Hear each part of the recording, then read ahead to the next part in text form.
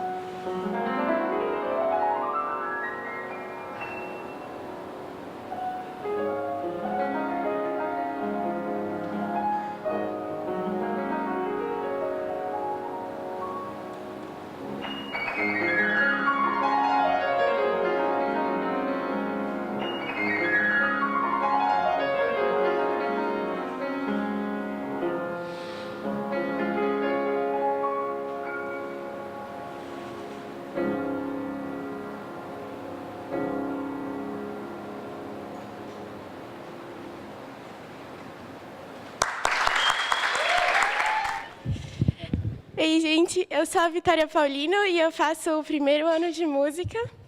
E é isso.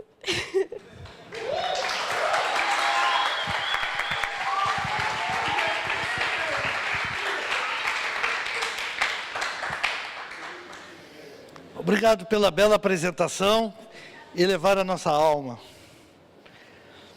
Queridos ouvintes, queridos internautas, queridos alunos, hoje nós temos um tema bastante especial. Eu escolhi por causa de muitos comentários na semana. Está em voga no nosso país, em algumas discussões na mídia, sobre o que é filosofia e para que serve a filosofia, e se a filosofia serve para alguma coisa. E isso acabou me afetando, obviamente, me incomodando e, ao mesmo tempo, me instigando. E eu gostaria de compartilhar com vocês do que é filosofia e para que serve a filosofia no mundo contemporâneo. E nós vamos perceber, diante de algum estudo, a importância da filosofia na nossa contemporaneidade. E vamos perceber também como a filosofia, e eu espero que o nosso encontro de hoje ajude você a fazer essa reflexão, nossos ouvintes, nossos internautas, nossos alunos, em como ela é imprescindível como base fundamental, alicerce de todas as outras ciências. Claro, obviamente, eu sou suspeito em falar, a filosofia, ela mudou minha vida e ainda está mudando. Eu acredito que todo aquele que é estudioso da filosofia acaba sendo transformado um pouco por ela, não tem como não ser. E é isso que eu gostaria de passar para vocês. Sobre aquilo que me instigou essa semana e sobre alguns comentários que fizeram em torno da filosofia. Isso todos nós já conhecemos, já é comum, já está inclusive no senso comum. A filosofia e o seu nascimento. A filosofia, então, nasce por volta do sexto século antes de Cristo. E ele nasce com a preocupação da racionalidade. Acaba, então, desfazendo a mistificação dos mitos para propor, então, uma razão. Então, aquilo que os gregos chamam de logos. Então, a filosofia nasce com a possibilidade de ver a realidade e, através da realidade, fazer uma interpretação racional, independente do lado místico e mítico de uma determinada situação da Grécia Antiga. Ora, na realidade, nós podemos entender como isso sendo uma progressão, um processo contínuo de uma determinada racionalidade, onde o ser humano acaba se desenvolvendo através da sua potencialidade. Veja, estamos falando isso de uma época antes de Cristo. Estamos falando isso de uma época que o aspecto místico da Grécia sobrepujava muitos outros. Se acreditava na mitologia grega e na possibilidade de muitos deuses.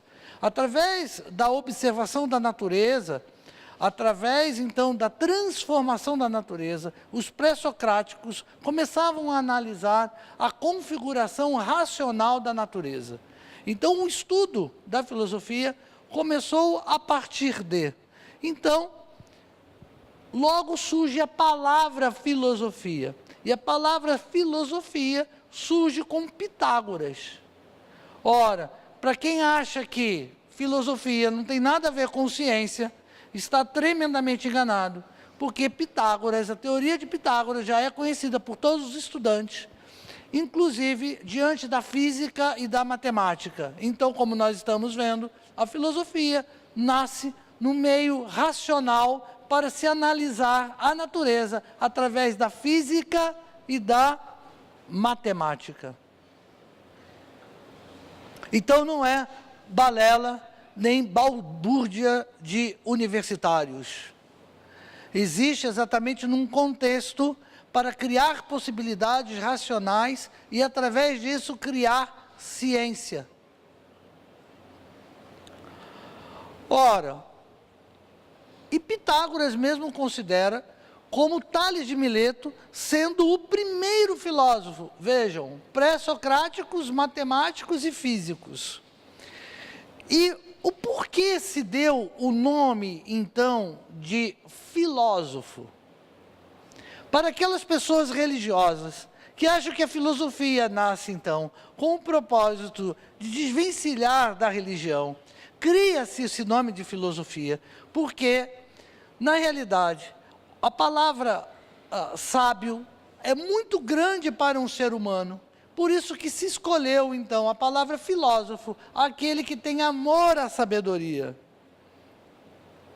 para fazer uma determinada distinção entre os homens e Deus. Porque Deus é sábio, os homens são amantes da sabedoria. Então, o que nós somos, ou o que nós deveríamos ser, filósofos. E assim, com Pitágoras, com Tales de Mileto, nasce a filosofia. Então, o amor, filos, de filo, e aí vem sabedoria, sofia, filosofia. Ora, os filósofos, então, como estávamos comentando, se refere a esse amor à sabedoria, a esse amante à sabedoria, esse amigo desejoso do saber. Ora, qual a função do filósofo a partir da sua formação? Ele se obriga a fornecer aos homens as luzes humanas mais profundas sobre os grandes problemas que o preocupam. Então a filosofia, ela não é uma balela. Desde os seus primórdios ela existe para desafiar e proporcionar o encontro com o homem consigo mesmo. Para encontrar a essência humana e através dessa essência humana o encontro de si. Então, não pode ser balela. E vamos entender, então, o que é essa filosofia, ou o que é a filosofia para os filósofos. E vamos começar, então, falando sobre Sócrates, já que falamos de Pitágoras e de Tales de Mileto. Sócrates se pronunciava através da maiêutica. E por que maiêutica? A mãe de Sócrates era parteira e dava à luz às crianças. Então Sócrates utilizou o nome maiêutica na arte de dar à luz. Só que em vez das crianças, dar à luz as ideias, as novas ideias, as descobertas. Por isso que para Sócrates era muito importante que para que você tenha a maiêutica, para que você possa se conhecer, é necessário, primeiramente, primordialmente, você reconhecer que você não sabe. Então é através do desconhecimento, é através da ignorância, o reconhecimento da sua ignorância, é que você, então, está aberto para o conhecimento.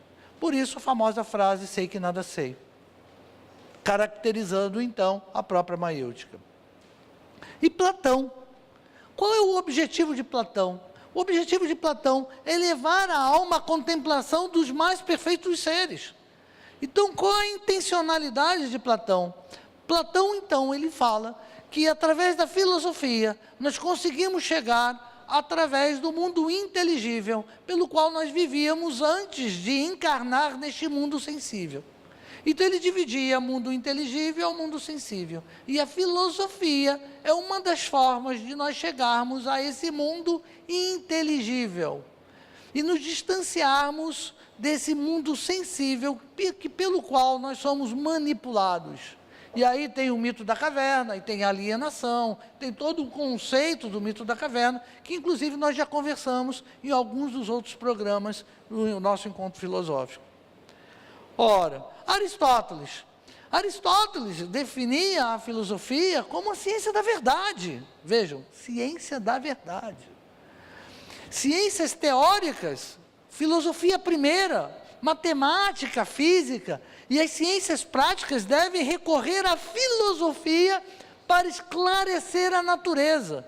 Então, se existe física, química, matemática, a base disso tudo deveria ser a filosofia, porque é através da filosofia que você cria problemas. É através da filosofia que você chega a duvidar, e da dúvida você encontra soluções sobre diversos aspectos da ciência, sobre diversos aspectos do conhecimento. Então, falar que a filosofia é banal, superficial, é um erro tremendo. É como deixar a própria ciência capenga, sem uma base estrutural. Como que vamos construir uma casa sem o alicerce? E nós sabemos que se o alicerce não for bem construído, a casa desaba. Então, e qual é o alicerce das ciências? E não segundo a pessoa que vos fala, mas segundo o próprio Aristóteles, é a própria filosofia. Lembrando que Aristóteles, o grande filósofo, grande sistematizador da biologia e da ciência natural. Ora, depois disso nós temos a parte do helenismo, em que compreendemos o sentido de ser através dos epicúreos e dos estoicos. E vem então o período da Idade Média, que se caracteriza exatamente por duas grandes potências, Santo Agostinho e Tomás de Aquino. Santo Agostinho, ele se aproxima de Platão, e nessa aproximação de Platão, ele tenta fazer uma união entre a fé e a razão. E Tomás de Aquino se aproxima de Aristóteles, e compreende, através da experiência e da vivência aristoteliana, a santificação do homem para chegar até Deus. Santo Agostinho, ele faz essa ponte através da possibilidade de nós chegarmos ao mundo inteligível de Platão. Para Santo Agostinho, para eu chegar ao mundo inteligível, eu preciso da cruz de Cristo. Para Tomás de Aquino, para eu entender a santificação, era necessário eu vivenciar, experimentar o cristianismo na sua essência. E é muito curioso quando eu vejo e escuto alguns religiosos falarem mal da filosofia. E eu vou colocar um desafio a esses nobres colegas religiosos, talvez alguns pastores, alguns padres e alguns intelectuais, que afirmam que a filosofia não serve para nada, ou condenam a filosofia, de uma certa forma, a degeneração, a estudar um pouco Santo Agostinho e Tomás de Aquino. E vamos ver que a aproximação da filosofia se torna tão interessante e que isso acaba por enriquecer o próprio cristianismo, a própria religião. E esse desafio eu coloco numa seguinte perspectiva. Eu escuto algumas palestras de alguns falarem muito mal da filosofia. E nós sabemos que na teologia, um texto fora do contexto se torna um pretexto. Então, vamos entender um pouco, através de Santo Agostinho e Tomás de Aquino, já que nós estamos falando de filosofia cristã. Falar que a filosofia não agrega à religião conceitos nobres, não é um equívoco, é um erro gravíssimo. É desconhecer os filósofos cristãos. Quando alguém faz uma palestra e fala de alguns filósofos, citam frases, textos desconexos com o contexto, você está usando um texto fora do contexto. É curioso que nós usamos isso como argumentação bíblica, mas isso também vale para os escritos filosóficos. Então, quem sabe seria interessante nós fazermos a seguinte pergunta: quem escreveu e por que escreveu? Qual o contexto social e político que escreveu? A que igreja estava se referindo? A igreja de 2019, a igreja do século 17? Ou a igreja do século 16? Ou a igreja que tinha indulgência e inquisição? A que igreja alguns filósofos estavam se referindo ao criticar seriamente o clero? Então, eu deixo aqui uma inquietação para determinados palestrantes que ousam a falar da filosofia e deveriam, de repente, entender o contexto, para não ficar desconexo. Sabe, quando a gente fala de algo que nós não dominamos, fica feio. Queridos ouvintes, queridos internautas, queridos alunos, fica feio. É interessante lermos, estudarmos, vermos os contextos, para que a gente possa se referir a tal contexto real e não uma interpretação falha. Então, deixo aqui o desafio. E digo isso como cristão. Quando eu vou à igreja, eu não quero ouvir filosofia.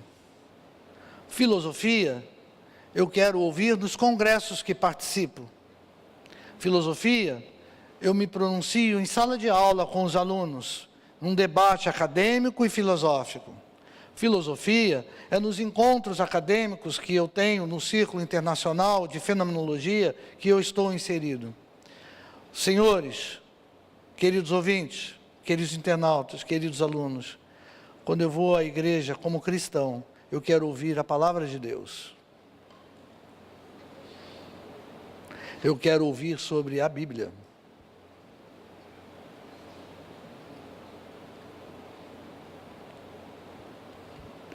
Deixo aqui a dica. Talvez se nós pensássemos um pouco mais sobre, nós não cometeríamos alguns equívocos. Ou quem sabe, alimentaríamos a alma do religioso com aquilo que ele vai à procura, o alimento bíblico.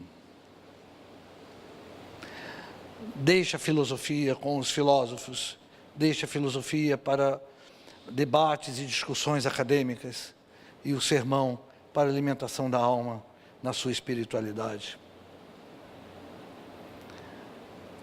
Confesso e lamento que muitas vezes saio da igreja sedento por ouvir a palavra. Deixo aqui a dica aos nossos queridos líderes religiosos de todas as denominações.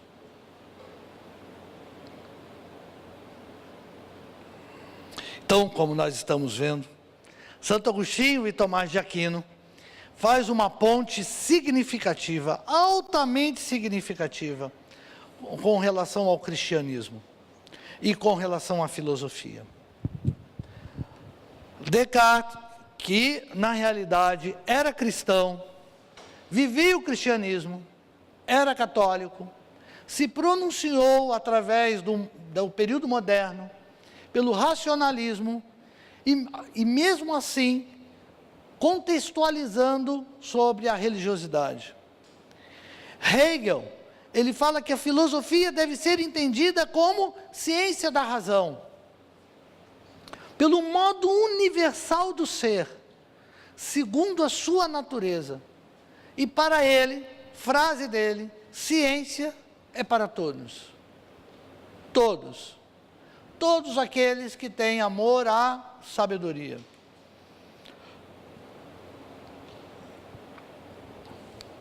Deleuze. Deleuze é um filósofo contemporâneo já.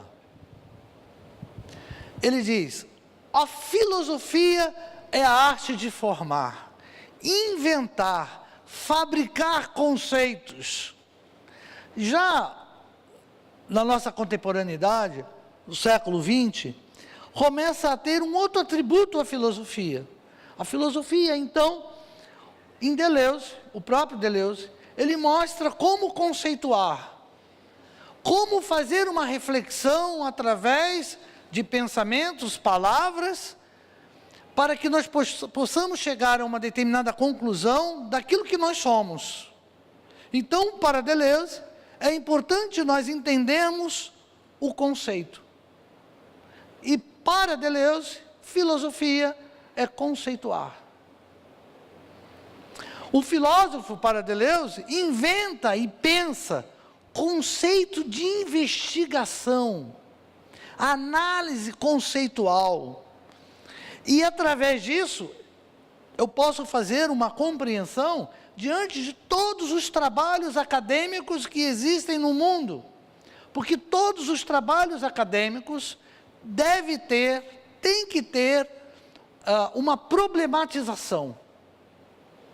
O que significa essa problematização, se não é a área da filosofia, através de todas as áreas?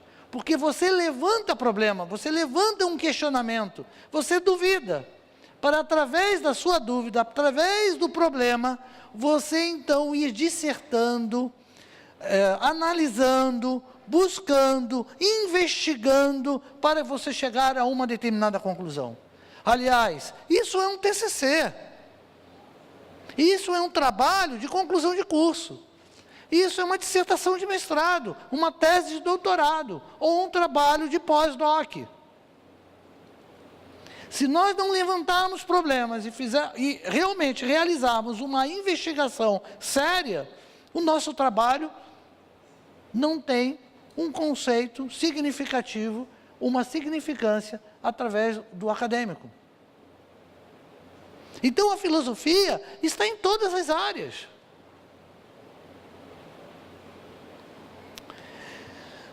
E eu coloquei aqui, no nosso encontro filosófico, algo que eu gosto muito. Porque o próprio Deleuze fala que filosofia é o ato de se entristecer. E o que significa esse ato de se entristecer? Porque Aristóteles fala de espanto, Heidegger chama de angústia, Sartre chama de náusea. Então, mas o que significa esse espanto, essa angústia, essa náusea? Como que podemos entender a filosofia através dessas características? Através do próprio Aristóteles, através de Heidegger e através de Sartre. Porque o espanto é uma semente. A semente, ela tem que ser plantada, germinada, para que possa então criar os frutos, e dos frutos a alimentação. Então, em outras palavras, a semente da ciência é a filosofia. É através da filosofia é que nós temos os frutos. Como teremos os frutos se não temos a semente? Como temos o desenvolvimento tecnológico, científico, se não temos a base, a estrutura, a semente? Por isso a filosofia, ela é tão importante.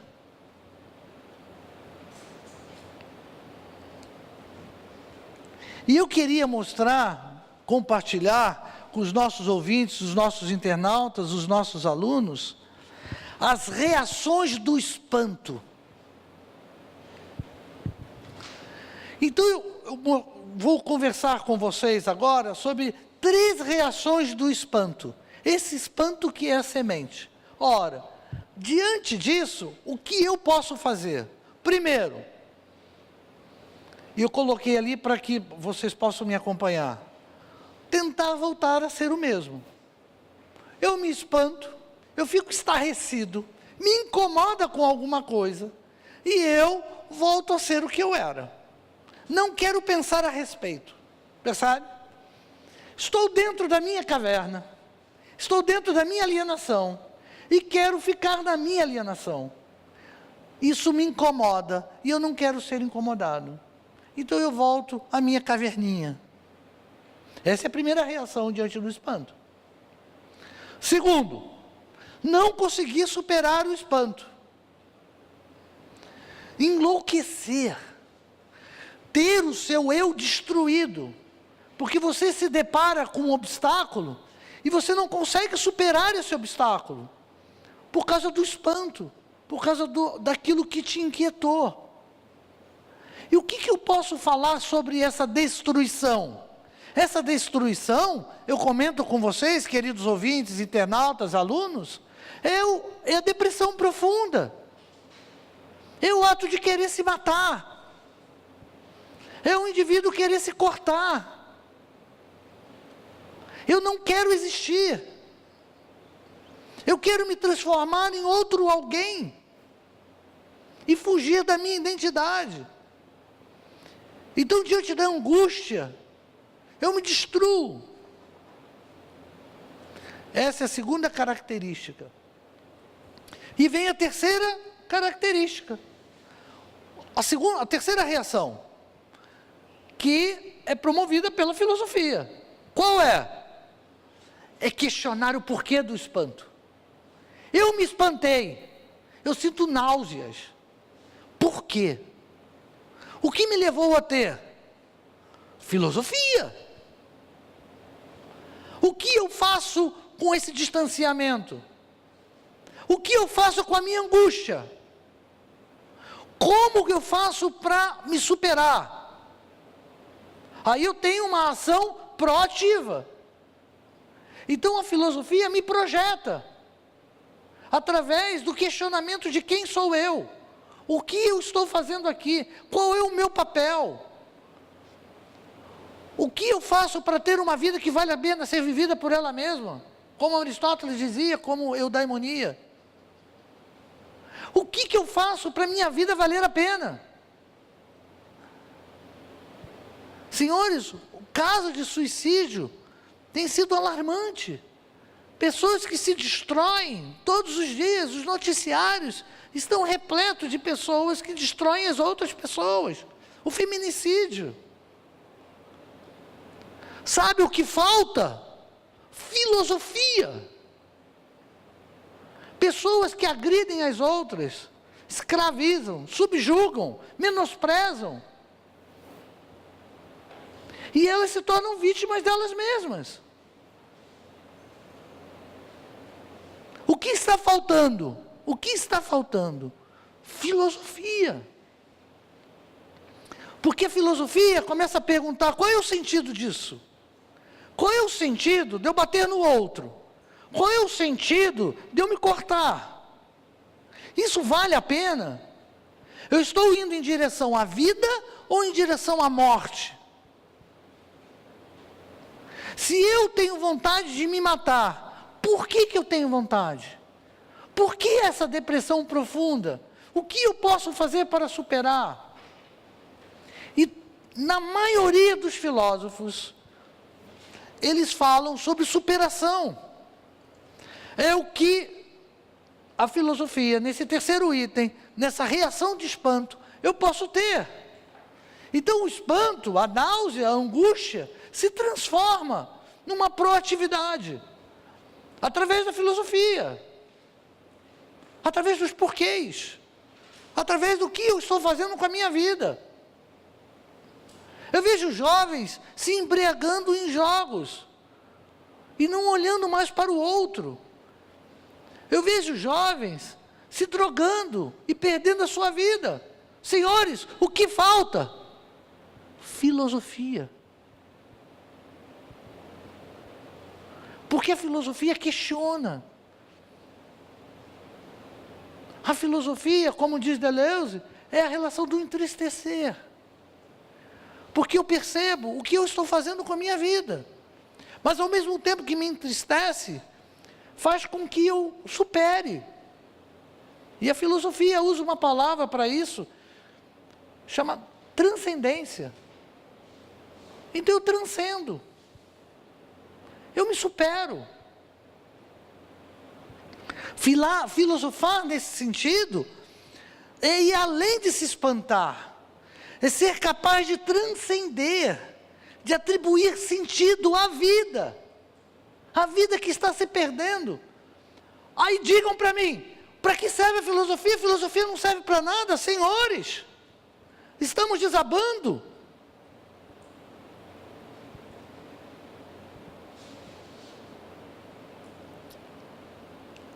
Estamos nos perdendo. Estamos perdendo os nossos filhos. Estamos perdendo os nossos pais. Estamos perdendo nossos alunos. Estamos perdendo nossos professores. E o que falta nisso? Uma reflexão profunda sobre o sentido da vida. E quem é que pode dar essa reflexão profunda sobre o sentido da vida? A filosofia. E a filosofia não serve para nada.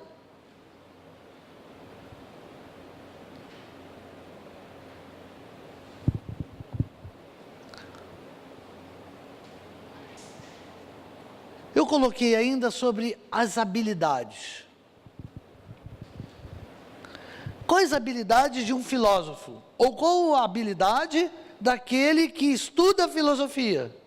Acompanhe comigo, por favor. Número 1, primeiro, não tem medo de perguntas. Não tem medo da dúvida. Você faz perguntas. Número 2, você entende o senso comum e desconfigura através da lógica. Você desconstrói o senso comum para construir através da lógica. Esse processo é o processo da anti-alienação. Por isso que não gostam da filosofia. E nesse sentido, dou até razão. Porque o indivíduo sai da alienação. E isso não está no interesse de muitos. Porque muitos querem e continuam querendo que o povo, os estudantes, sejam alienados. Se a filosofia propõe a saída da alienação, é um perigo. É extremamente perigoso. Mas ao mesmo tempo, senhores, é libertador. É libertador. E como eu comentei antes, a filosofia cristã também trabalha com isso. Eu preparando para o programa de hoje, eu fui procurar algumas listas de filósofos cristãos. E todas as listas que eu encontrei estão tremendamente incompletas. Tem muito mais filósofos cristãos do que as listas que aparecem na internet. E o número é significativo. Eu diria mais, os grandes filósofos eram cristãos. Hoje, na nossa contemporaneidade, nós temos filósofos cristãos. Porque o filósofo não tem medo de perguntar. Porque se pergunta, fazem perguntas férteis, não perguntas inférteis. E sabe qual é um grande problema? É que muitos sobem no púlpito, muitos líderes religiosos sobem no púlpito e reforçam os filósofos ateus. Olha que curioso. Ao invés de eu falar sobre filósofos cristãos, eu falo de filósofos ateus.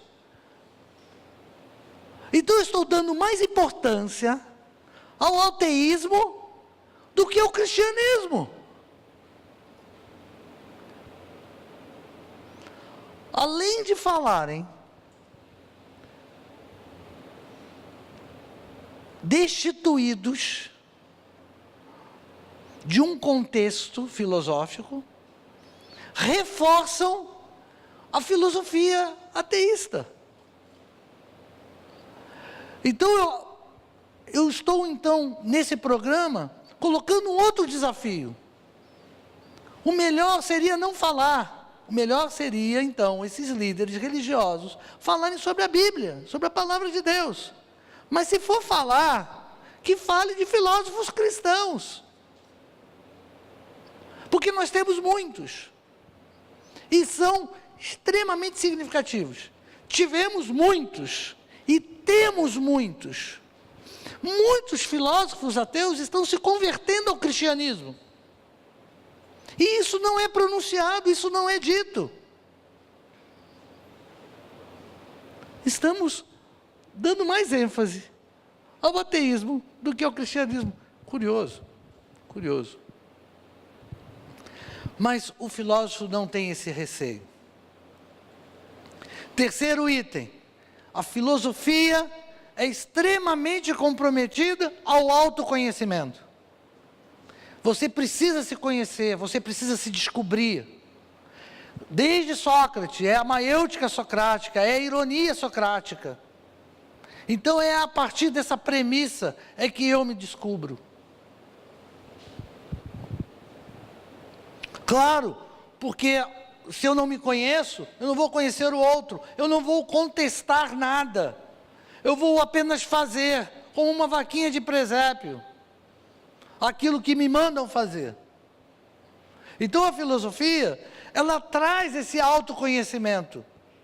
Quem eu sou, como estou, por que estou fazendo isso? Será que isso vale a pena? Ah, com toda certeza, é perigosa. Essencial, mas perigosa. Perigosa diante de muitos poderosos, que não querem, hipótese nenhuma, que nós cheguemos a determinadas conclusões. Porque o ser humano tenta ser livre, tenta ser feliz, mas na realidade, erramos na busca da felicidade.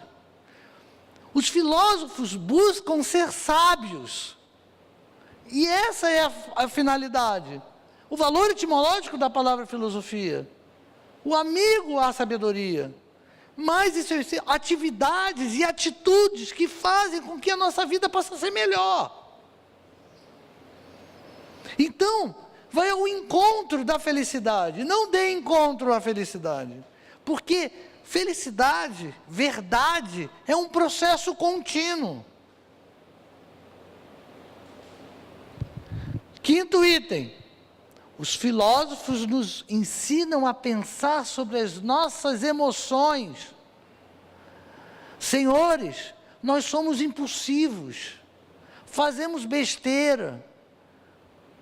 Qual seria uma disciplina ou um estudo que nos ajudaria a compreender as nossas emoções e até mesmo refrear os nossos impulsos, que nos levam para o abismo?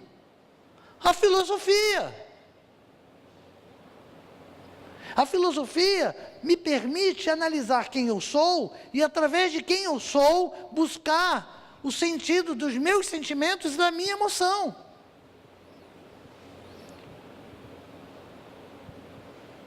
E irmos então em direção à felicidade. Sexto item. Constantemente perdemos a noção daquilo que mais importa. Somos alienados. E essa alienação chega a tal ponto que nos perdemos. E o pior, deixamos o mais importante. Corremos atrás do lucro dos outros e nos despreendemos das nossas essências e daquilo que mais nos importa. A filosofia contribui exatamente para a descoberta de si. E aquilo que mais importa. Queridos ouvintes, queridos internautas, estou dizendo aqui para pais que esquecem seus filhos, filhos que esquecem seus pais, esposos que esquecem suas esposas, esposas que esquecem seus esposos. Deixamos o mais importante para seguir uma sombra, ou aquilo que ditam regras para nós seguirmos, e as nossas essências são deixadas de lado. Realmente, senhores, não tenham dúvida, a filosofia é perigosa. E então, quero deixar aqui a frase de um filósofo que eu aprecio muito, que tenho uma admiração profunda, que em sua tese de doutorado, A Fenomenologia da Percepção, escreveu esta frase: a verdadeira filosofia é reaprender a ver o mundo. Maurice Merleau-Ponty. A verdadeira filosofia é reaprender a ver o mundo. A proposta da filosofia, então, é esta: que nós possamos reaprender a ver o mundo constantemente. Porque, graças ao bom Deus, nós estamos em constante transformação. E nessa transformação, nós podemos nos encontrar. E encontrar o nosso Deus. E caminharmos, como diz Santo Agostinho, em direção ao mundo inteligível. Muito obrigado pela atenção, muito obrigado pelos ouvintes, internautas, nossos alunos aqui presentes.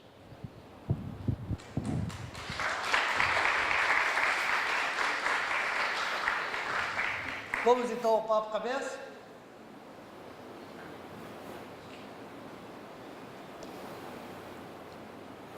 Senhores, alguma pergunta, alguma inquietação, provocação? Acredito que tenha provocado. Facilitar também o entendimento, como apresenta a verdade de forma clara e substancial. Agora, por isso que eu disse, eu não discordo do seu pensamento, apenas tenho uma opinião antagônica, que é conveniente que se apresente sim as duas versões. É conveniente que se enalteça sim as duas versões, para facilitar o entendimento da verdade de forma substancial e clara. Agora, eu gostava de saber em que sentido exato o professor estava se referindo em não enaltecer o pensamento filosófico teísta. Bom, em primeiro lugar, o maior problema é que não se fala dos filósofos cristãos. Não é que não enaltece. Não se fala. Se fala apenas do ateísmo. Isso é um problema. Isso é um problema seríssimo. É como se... Eu não digo de pastores, eu estou dizendo de líderes religiosos, de um modo geral. De um modo geral. Líderes religiosos que utilizam o púlpito para salientar determinadas filosofias ateístas ao invés da filosofia cristã. Se falassem dos filósofos cristãos, você daria um maior ênfase ao próprio cristianismo do que ao próprio ateísmo. Quer deixar uma coisa importante? Fale muito sobre ela. E ela vai se tornar importante. Bom, esse é o primeiro item. Segundo item, na igreja, no púlpito, eu penso que as pessoas que vão procurar a igreja, o culto divino, seja lá qual for, ou a missa, estão procurando a palavra divina. Assuntos filosóficos devem ser para uma sala de aula, devem ser para um momento de debate, deve ser um momento de encontro filosófico, deve ser num momento à parte. Porque o que o povo precisa, se tivermos que combater o ateísmo, se a filosofia cristã tem que combater a filosofia ateísta, que faça isso no momento oportuno. E não para uma congregação que está ali, que nem conhece as pessoas, os filósofos que estão dizendo. Então, automaticamente, eu não sou contra a você argumentar. O detalhe é que se argumenta, e se argumenta mal. Utiliza-se situações fora do contexto. E fica feio. Para um acadêmico que está na plateia, a pessoa passa vergonha. Então, se não conhece, não fale. É melhor não falar. Por isso que eu disse que é pertinente utilizar o contexto bíblico, porque o líder religioso está adequado a falar sobre o contexto bíblico, o religioso cristão, dentro do contexto bíblico. Agora, se o líder religioso domina a filosofia, domina o conhecimento filosófico, que utilize um outro momento para isso. Não o púlpito.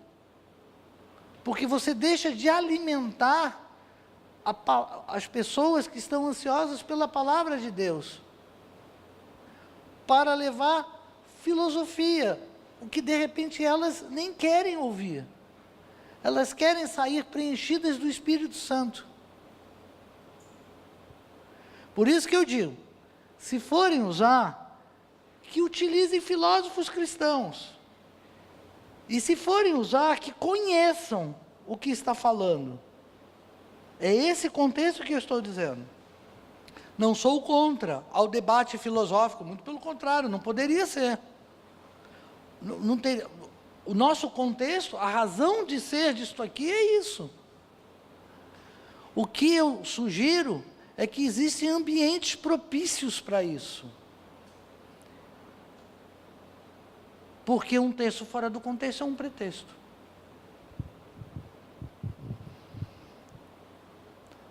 Mais alguém? Mais alguma inquietação, provocação?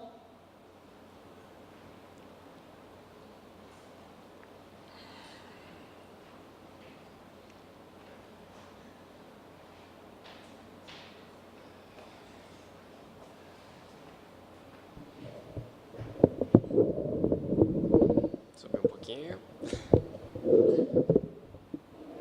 Bom, gente, meu nome é Sérgio, sou do curso de música, primeiro ano. E, assim, acredito que esse assunto que vem falando vem me incomodando um pouco ultimamente. Assim, em relação a algumas coisas que eu venho postando na rede social e tudo mais. Assim, não que o ateísmo me cative, sabe? Mas eu respeito as outras ideias. Eu respeito a ideia de ter múltiplos deuses, de alguém que tem essa ideia de ter múltiplos deuses, da inexistência de Deus. Mas eu também tenho a minha convicção de que existe um Deus só. E que existe alguém para organizar isso tudo. Só que, assim, quando eu coloco isso na rede social, algumas pessoas, alguns amigos meus, alguns cristãos, quer dizer, amigos não posso dizer assim, amigos, mas alguns cristãos vêm contra mim, sabe, como se eu não tivesse uma convicção, uma certeza daquilo que eu acredito. Eles vêm contra mim, querendo me confrontar, sabe, como se eu estivesse defendendo as outras ideias, como se eu estivesse dizendo assim, tipo, o ateísmo é correto, o pluteísmo, no caso, tipo, onde tem vários deuses, onde o multiteísmo é correto, sendo que a minha crença é totalmente contrária do que essas pessoas acusam para mim, sabe? Eu sou completamente teísta, sou criacionista, eu sou a favor de um Deus só, eu sou a favor dessa ideia. Só que eu respeito as outras ideias também, e por isso as pessoas vêm contra mim. E aí, o que acontece? Acaba tendo aquela discussãozinha chata, sabe, de não tanto filosofia, mas religiosidade, que acaba sendo chato mesmo, porque algumas pessoas não aceitam a outra ideia, a ideia de alguém. E outra, eu também posso estar sendo errado em ser teísta. Pode ser que não exista um único Deus, mas vários. Pode ser que não exista um Deus também, porque não tem uma comprovação física, uma coisa 100%, sabe, que eu possa mostrar para vocês ou para alguém. Não tem. Não tem. São crenças, são ideias, são coisas que não são comprovadas. Então, assim, a gente tem que passar a respeitar a crença dos outros, a filosofia dos outros, a forma que os outros cresceram, porque foi, tipo, um ateísta cresceu de uma forma diferente da que eu cresci, entende? E, assim, tem que entender o outro lado. Não é só porque você é cristão que você está certo, não é só porque você é ateísta que você está certo também, nem porque você é multiteísta. Enfim, temos que respeitar. Eu vejo, principalmente aqui no Brasil, uma determinada situação muito interessante. As pessoas não sabem discutir. As pessoas não têm uma conscientização ou uma consciência plena de uma capacidade de discussão. Não sabemos discutir futebol, não sabemos discutir política, e muito menos religião. Porque quando eu falo de religião, eu não estou falando da minha paixão, eu estou falando da minha ideologia, e a ideologia que eu quero que você tenha. Não é assim que se discute. Então, qual a sugestão que eu te dou diante da sua abordagem, né? Existem pessoas que eu prefiro amar a distância do que amar a proximidade. Se eu não consigo conversar com o outro porque o outro não está aberto, eu não converso. Não vale a pena. Não vale a pena. Vale a pena quando eu tenho um nível de discussão interessante para compartilhar experiências. Isso é legal, isso é uma conversa gostosa. Agora, quando eu parto do pressuposto que eu tenho uma discussão para tentar convencer o outro da minha opinião, porque eu quero vencer num debate, como dizia Schopenhauer, não leva a nada. Mário Quintana, ele começa a falar isso.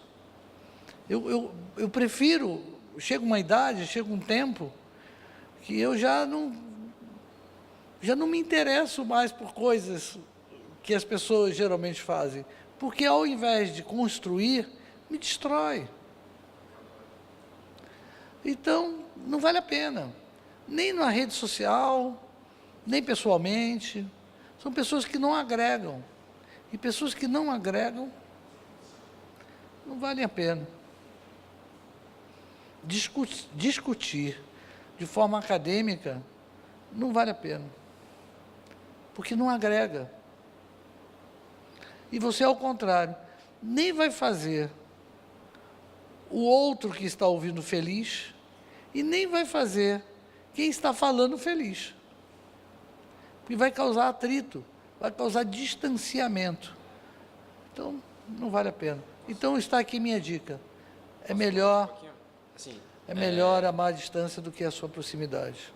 Ainda tem também aquela questão, por mais que eu confronte a outra pessoa, por mais que eu confronte a outra crença, eu não vou mudar a ideia dela. Eu não vou conseguir fazer isso. Indo contra um ateísta, contra uma pessoa que acredita em Alá, eu não vou mudar a ideia dela, entende? Então, assim, o que eu tenho é que defender a minha ideologia, mas respeitar a ideia do outro. Né?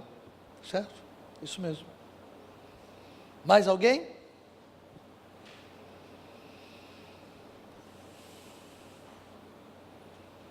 Eu estava olhando você daqui, eu estava te provocando. Professor, eu realmente me senti provocado. Que bom.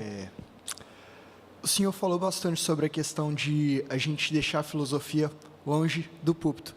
Mas uma coisa que acontece muito, pelo menos comigo, é quando está lendo a Bíblia, ver aquilo extremamente filosófico. Questão de sabedoria, de ter uma potência que te motiva a viver, a buscar o que é certo. Como encontrar o equilíbrio entre a filosofia na Bíblia e deixá-la longe do púlpito? Eu falaria assim, a Bíblia, ela tem um conhecimento fantástico nela mesma. Nós temos aqui grandes teólogos, queridos ouvintes, queridos internautas, nós temos grandes teólogos aqui, nós temos um curso de teologia, e é um bálsamo à minha alma quando eu escuto hermenêutica, exegese, quando eu vejo que, de repente, o conhecimento filosófico serve para se aprofundar no texto bíblico. Mas não para eu fazer um paralelo, ou descaracterizar o texto bíblico, ou então dar importância a um contexto e não outro. É um bálsamo para a minha alma quando eu escuto pregadores, intelectuais, teólogos, falarem sobre a Bíblia de uma forma extraordinária, destrinchar o texto bíblico, buscar o aramaico, o grego, buscar o hebraico, mostrar o contexto da situação em que Cristo viveu, acrescentar a isso ao contexto social e fazer um paralelo ao nosso.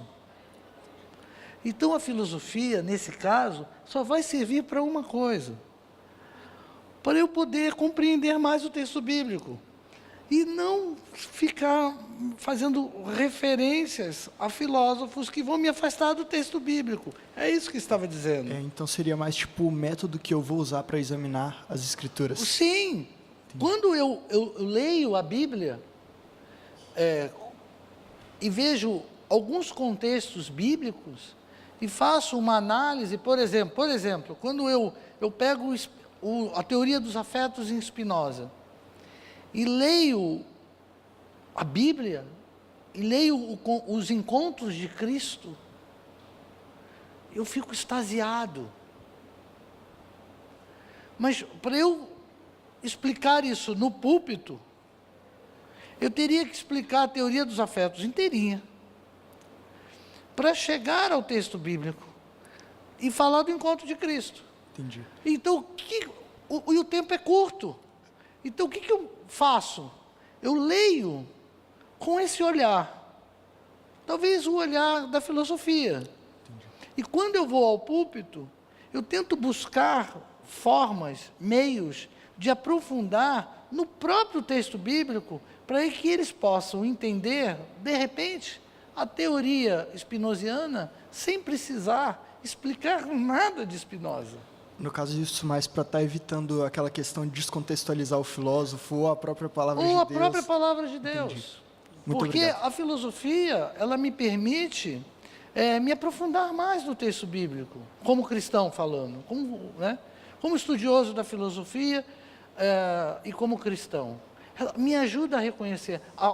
Para mim, a Bíblia, eu estou dizendo Renato, para o Renato, como estudioso da filosofia, e não poderia ser diferente, eu vou ler o texto bíblico com os olhares da filosofia. E o texto bíblico se torna extraordinário, mais extraordinário do que aquilo que eu conhecia antes pela teologia. Mas isso não significa que eu precise mostrar a filosofia para chegar à essência do texto bíblico. Certo. Muito obrigado, professor. Nada. Mais alguém?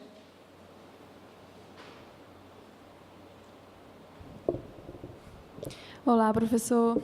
Olá, pessoal. Meu nome é Vitória, eu sou do primeiro curso de música primeiro ano do curso de música, perdão. E gostei muito do assunto de hoje, que é algo que eu tenho refletido bastante, principalmente quando eu vim aqui para o colégio. E me fez lembrar o meu período de escola, ali, do ensino médio, do ensino fundamental, onde a gente estava começando a estudar a filosofia. Mas acredito que, para mim, e como eu via também o perfil do restante da sala, todo mundo via aquilo ali como apenas uma matéria. Eu vou estudar pessoas antigas que criavam conceitos que eu não entendia era nada. E todo mundo tinha uma visão até pior do que eu. Então, a gente simplesmente estudava para o dia da prova e era assim que acontecia. Eu não sabia, eu nunca imaginava que a filosofia era extremamente importante, era uma raiz para a nossa vida, né? Que dá sentido de viver. E quando a gente começa a enfrentar problemas, encarar a vida de verdade, a gente sente que a filosofia está presente e a gente começa a utilizar ela. E o senhor falou dos 3 métodos de encarar, né, como que chama? A filosofia de Aristóteles, né? Como os 3 métodos de encarar. O primeiro seria eu querer ficar alienada, não quero falar sobre o assunto. O segundo seria eu não conseguir enfrentar. E o terceiro é eu refletir e perguntar. Eu confesso que eu estava no meio, quando eu comecei a passar pela situação. Eu não consigo enfrentar. A minha autoestima baixou, tudo na minha vida complicou. Eu queria o primeiro, eu queria ficar plena, esquecer e tudo mais. E também queria o terceiro, refletir, pensar e pensar o porquê daquilo tudo. E eu consegui chegar na terceira posição de pensar, refletir, buscar o porquê de eu estar enfrentando aquilo ali e achar uma solução. E isso mudou até a visão, a minha maneira de estudar a Bíblia, a maneira de conversar com os meus amigos. E eu confesso que sempre quando eu estudo a Bíblia, sempre quando eu estou refletindo sobre alguma coisa, eu ficava pensando, nossa, que interessante seria se eu chegasse no púlpito, lá na minha igreja, e pregasse sobre Aristóteles, pregasse sobre Sócrates, pregasse sobre Platão explicar o mito da caverna e tal, eu colocaria slides, eu faria o pessoal entender. E sempre quando eu estou estudando a Bíblia, eu tento colocar a filosofia ali e me imagino pregando isso para o pessoal. Só que aí, numa aula que eu assisti com o senhor, e hoje novamente, o senhor falou sobre que é melhor você não pregar, não falar sobre a filosofia no púlpito. E, realmente, as pessoas elas precisam mais da palavra de Deus do que a filosofia em si, né? O estudo dos pensadores. Então, como que eu falaria, como que eu ensinaria essa filosofia que me transformou para as pessoas que não têm oportunidade de academicamente estudar a filosofia e entender como eu entendi? E também para aquelas pessoas que têm preconceito com, eu vou contar a minha experiência. A experiência dela não é válida para mim. Como que eu posso ensinar essa filosofia para as pessoas para que elas possam sentir essa mesma emoção que eu sinto?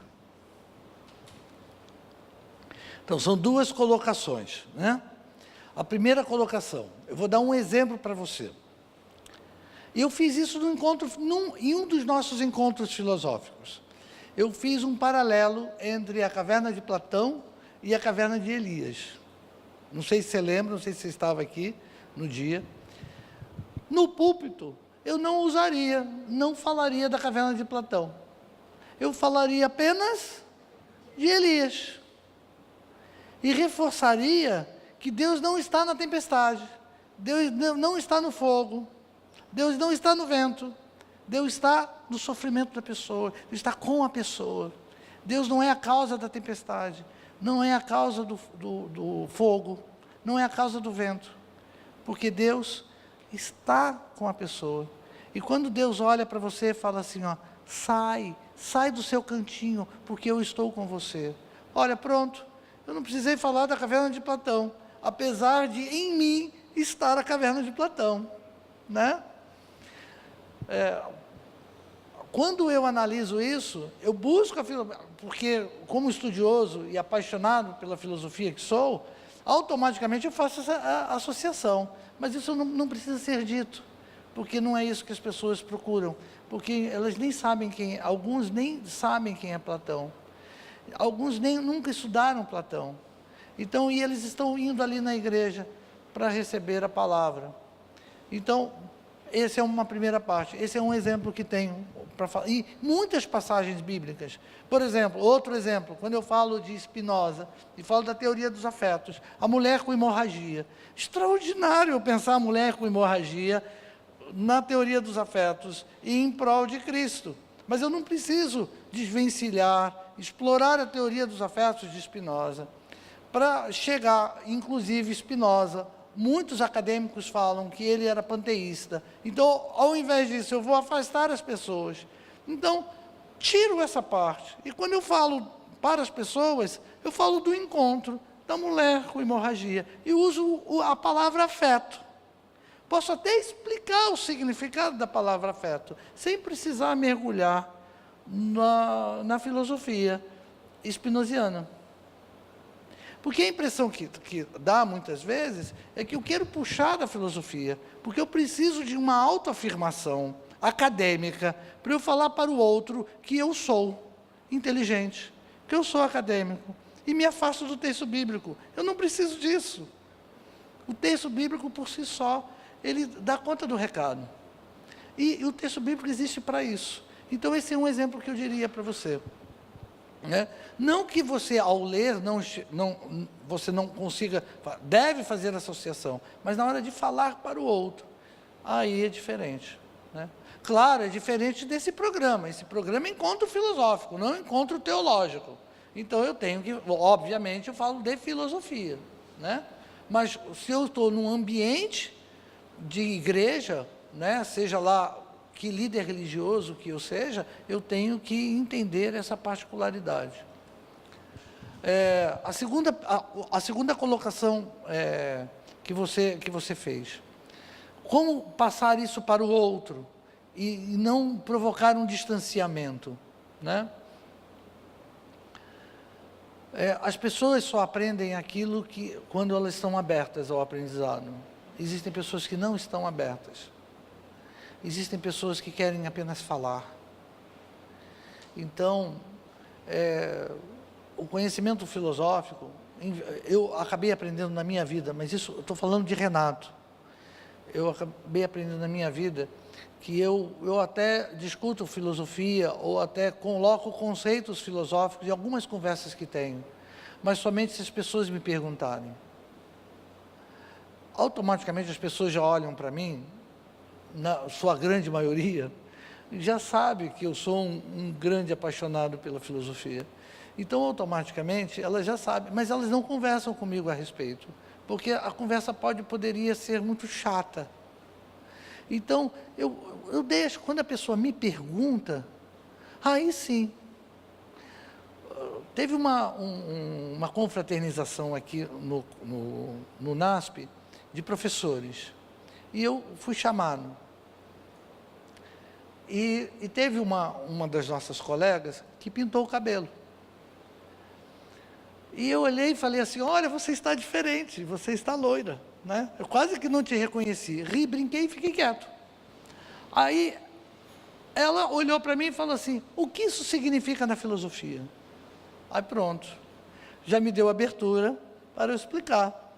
Eu falei, já que você está perguntando, aí então, lá vai. E aí eu conversei com ela sobre o ato de mudar a tinta, a necessidade, enfim, através da filosofia. Então, é assim que eu utilizo hoje. Né? Porque senão, ao invés de aproximar as pessoas da própria filosofia, eu afasto. E passo a ser, talvez, aqueles professores que passavam apenas informação. Né? Aí a conversa fica chata, o ambiente fica chato, eu fico dono da verdade. E uma das coisas que a filosofia nos ensina é que ninguém é dono da verdade. A filosofia cristã fala que quem tem a verdade, a filosofia cristã, fala que quem tem a verdade é o absoluto. Nós não. Nós labutamos para chegar no absoluto. Então, quem sou eu? Né? Aí a conversa fica monótona, fica chata. Então, deixa a conversa fluir. Então, hoje, quando eu me aproximo de algumas pessoas, eu prefiro trocar experiências, que para mim são significativas, e ouvir as experiências delas, porque as experiências têm muito a falar, né? Tem muito a dizer. Então, de repente, é por aí que vai um determinado diálogo. Aí está a dica. Aquilo que eu faço hoje. Né? Teve um aluno que disse assim, eu recebi uma crítica. Ele só fala de filosofia. Claro, ele é professor, ele está dando aula de filosofia, você quer que ele fale do quê? Né? Então, vou falar de dando aula de filosofia, vou falar do quê? De matemática, né? Eu tenho que falar de filosofia. Mas fora, não, é importante ouvir a experiência do outro, né? O outro tem muito a contar para a gente. E aí, se perguntar, se vem na conversa, se tiver uma oportunidade ímpar, aí você dá uma deixa da filosofia. Mas fico muito feliz com o testemunho seu. Que bom que eu gostaria que alguns líderes da nossa política entendessem isso, sabe? E tivessem essa experiência que você está tendo. Porque eu vejo muitas pessoas perdidas hoje. E eu acho que, acredito realmente isso, que uma das possibilidades seria o estudo mais aprofundado da filosofia. Porque, como você diz, às vezes a filosofia é passada para o outro como uma informação, só mais uma informação, sem nada. Agora, quando a filosofia é passada com uma paixão, com um sentido de vida, aí a história muda um pouco de figura. Né? Enfim. Está aí a dica. Mais alguém?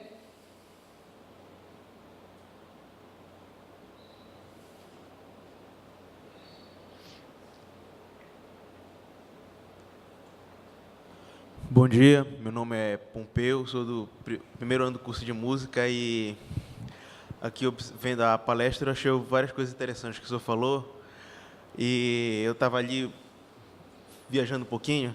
Que bom, isso é bom. Aí eu lembrei de um termo que existe, que a gente fala, qual é a necessidade de filosofia dentro da área acadêmica, por exemplo, dentro da próprio nível de formação, você chega até PhD. O que é o PhD? É o doutor filósofo. Então, o cara é filósofo em física, é filósofo em química, não é? Isso Aí mesmo. eu estava lembrando aqui daquele, o astrofísico que anda na carteira de rosa, que eu esqueci o nome dele, o Stephen Hawking. Que ele é um dos reconhecido como um dos especialistas em buracos negros. Aí tudo que ele escreve é filósofo, porque não tem nada comprovado, a gente não tem como jogar uma sonda dentro do buraco negro, então tudo que faz é só especulação, é filosofia. E ele foi uma das pessoas que falou a besteira que a filosofia não tem mais sentido. E ele faz filosofia. E ele mesmo fez. É filósofo. E ele mesmo É fez PhD. a PhD. É um doutor filósofo em física. E outra coisa interessante é, por exemplo, na área acadêmica, a gente pensa assim no TCC que o senhor falou.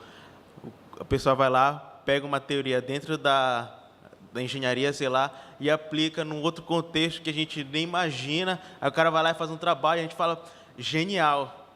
Aí parte do conceito de filosofia.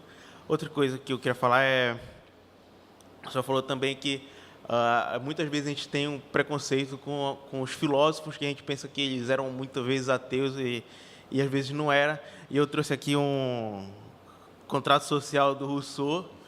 Aí está aqui no capítulo 6 do livro 2, eu queria ler aqui a passagem que o Rousseau fala. Ele fala assim: toda justiça procede de Deus, só Ele é sua fonte. Porém, se soubéssemos recebê-la de tão alto, não necessitaríamos governos nem leis. Então, antes dele falar sobre leis, sobre justiça, sobre o governo, ele fala isso, que se a gente soubesse receber de Deus, a gente não ia precisar de nada disso. Aí o cara é cristão, né? Aí fala, e eu tinha esse preconceito antes de ler o livro. Eu pensava, vou ler o livro porque esse cara é ateu, acho que é interessante, o cara é cristão. E, para finalizar, eu gostaria de deixar aqui uma Viu pergunta. como a gente se surpreende? Eu me surpreendi. Quando eu li isso aqui, eu até grifei, está aqui grifado no livro. E uma pergunta que eu queria fazer. Aqui no contexto do Brasil, que, por exemplo, esse programa que a gente faz aqui, o Canto Filosófico, tem uma influência nessa área aqui, mas não tem uma influência, um impacto muito grande assim. Já é um impacto, mas não é aquela coisa fenomenal, né? Como a Globo, por exemplo, que está dentro da casa de todo mundo. Sim. Aí eu queria saber como que a gente faz para tentar levar essa reflexão para as outras pessoas, porque uma aula de filosofia no ensino médio não ajuda, sinceramente. Me ajudou mais isso aqui, ler esse livro, do que 3 anos de filosofia no ensino médio. Esse livro aqui teve um impacto maior em mim. E como a colega aqui falou, a gente estuda filosofia no ensino médio, tira a nota, passou, não quero mais saber disso aí. Sabe? Aí a pessoa viu o resto da vida, nunca nem leu um livro desse, pequenininho aqui, ó, 150 páginas. Aí eu queria saber como é que a gente faz para levar essa reflexão assim para as pessoas.